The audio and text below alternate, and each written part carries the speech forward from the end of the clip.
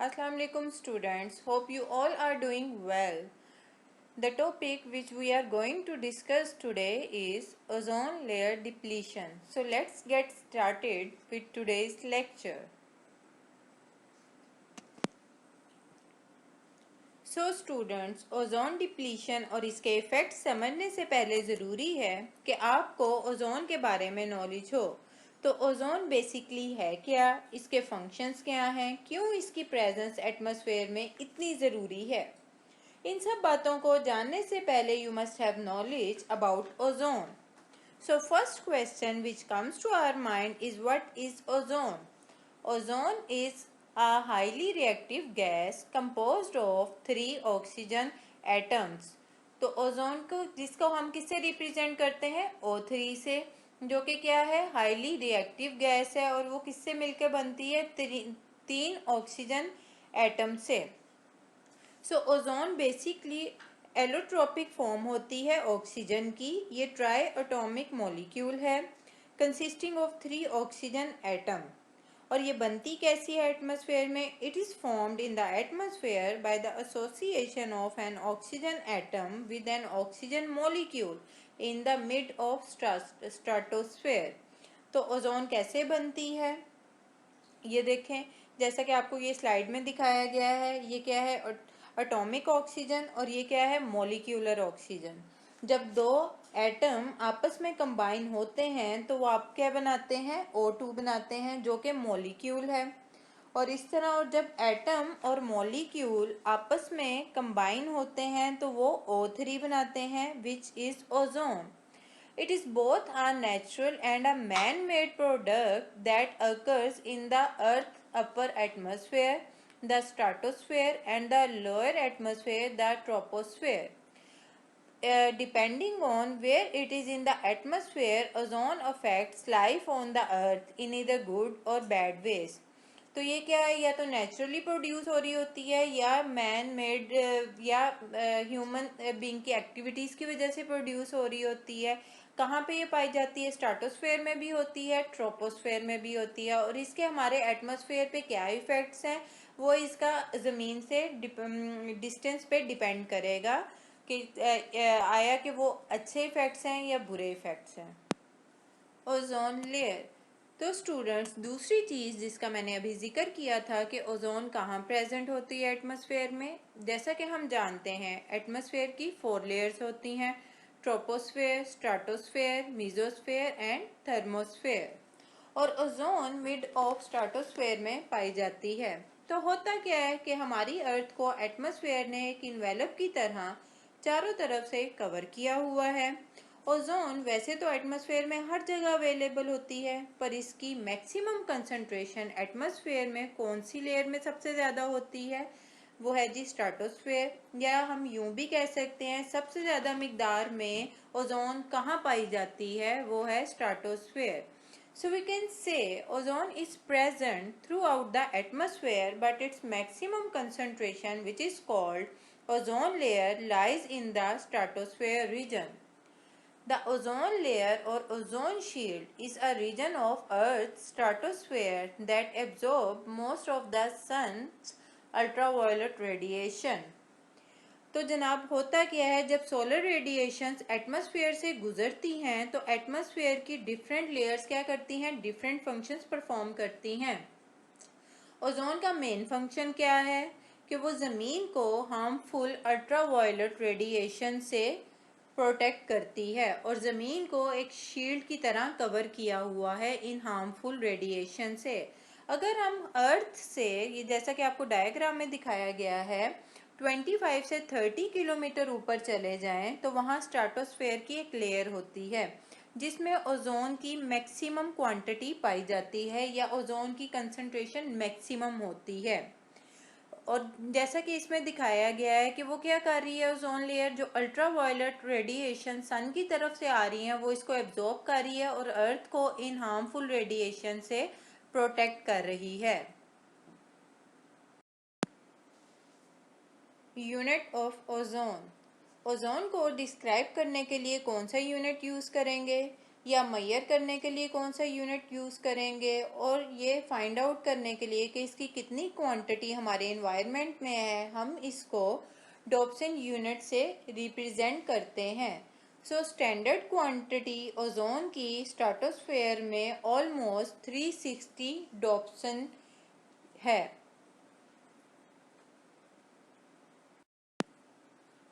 Ozone layer depletion. So what does ozone layer depletion means?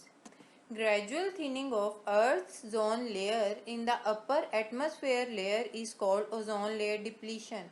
जैसा कि हम जानते हैं कि ओजोन लेयर कहाँ पे पाई जाती है, एटमॉस्फेयर में, स्ट्रेटोस्फेयर में होती है ये अवेलेबल, और इसकी क्या होती है, एक स्पेसिफिक क्वांटिटी या स्पेसिफिक कंसंट्रेशन होती है जिसकी वजह से वो सन की हार्मफुल रेस को ज़मीन पे आने से रोकती है। लेकिन किसी भी रीज़न की वजह से अगर ओजोन लेयर की स्पेसिफिक क्वांटिटी कम होना शुरू हो जाए या उसके अंदर होल पैदा होना शुरू हो जाए तो उसको हम क्या बोलते हैं, ozone layer depletion.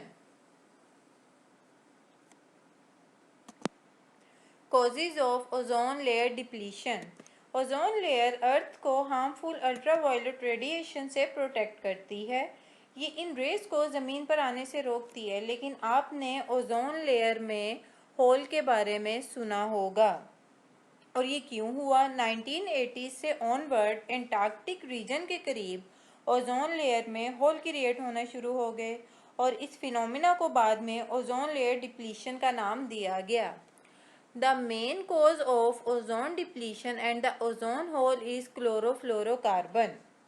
Abundant use of chlorofluorocarbon causes ozone layer depletion.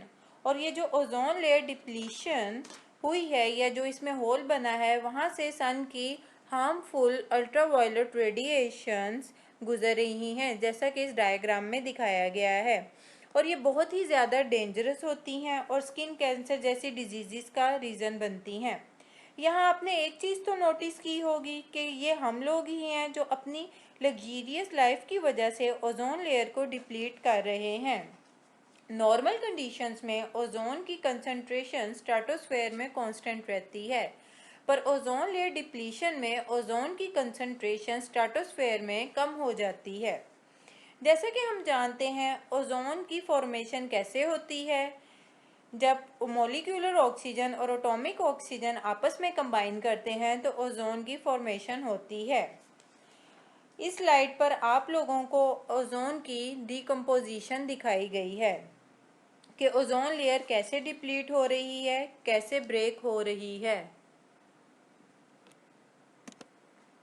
Ozone layer बहुत से केमिकल रिएक्शन से डिप्लीट हो रही है, बिकॉज हम बहुत से हार्मफुल केमिकल्स रिलीज कर रहे हैं। But one of the most important cause for the formation of ozone hole and depletion of ozone layer is use of chemical called chlorofluorocarbon and nitrous oxide. तो हम कह सकते हैं कि क्लोरोफ्लोरोकार्बन सबसे ज़्यादा डेंजरस केमिकल है जो ओजोन लेयर को डिस्ट्रॉय कर रहा है, या जिसकी वजह से ओजोन लेयर थिन हो रही है और इसमें होल बन रहे हैं। रेफ्रिजरेटर और एसी में एक गैस यूज़ होती है जिसे हम नियॉन गैस कहते हैं, जिसे हम क्लोरोफ्लोरोकार्बन भी बोलते हैं। जैसे हम कहते हैं कि एसी में गैस ख़त्म हो गई या रेफ्रिजरेटर में गैस ख़त्म हो गई, तो गैस ये होती है, समटाइम्स होता है कि ये गैस या तो ख़त्म हो जाती है या लीक हो जाती है। अगर तो ये गैस लीक हो जाए तो ये एयर में मिक्स होकर एटमॉस्फेयर में चली जाती है, जहां वो ओजोन लेयर तक पहुंचती है। और जब ये ओजोन लेयर तक पहुंचती है तो होता क्या है, जब सूरज की अल्ट्रावायलेट रेडिएशंस इसके ऊपर पड़ती हैं तो क्लोरिएशन रिएक्शन स्टार्ट हो जाता है। इसमें हमें पता है कि सनलाइट यूज़ होती है।